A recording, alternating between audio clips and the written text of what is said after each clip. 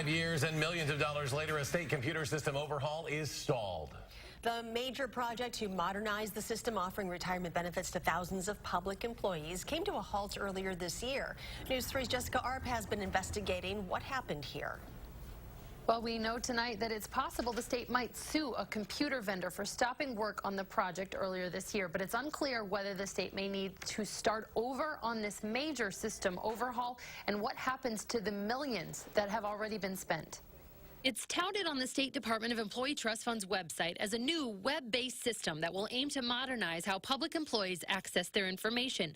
But News 3 has learned that work on this system halted in March of this year. Well, it seems like there's a contractual issue with one of the vendors for ETF not fulfilling their agreed-upon contract as far as providing services. The state contracted in 2013 with a company called Vitech Systems Group to implement a new benefits system serving more than 500,000 current and past members of the state's retirement system. The $22 million contract was supposed to be rolled out over 5 years. But a report sent to lawmakers the week of the 4th of July of this year shows there were issues with the project. The first 2 phases of the project were implemented, but ETF says by the middle of last year it was, quote, clear the product being developed was not going to meet the requirements to launch MyETF. ETF says they made changes to leadership and asked Vitech to make changes to their product. Vitech asked for more money to complete that work, but the state's contract was fixed in price. On March 27th, Vitech ceased work on the project. They had already been paid at least $8 million.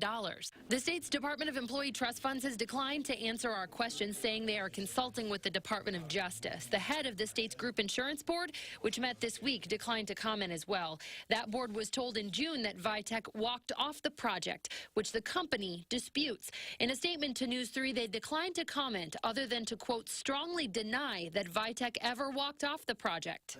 The state's Joint Finance Committee had years ago requested yearly reports on this project, but many lawmakers had not moved to ask questions of ETF until News 3 raised the issue this week. As far as from our perspective as Joint Finance, if the ETF needs additional resources to be able to get the original project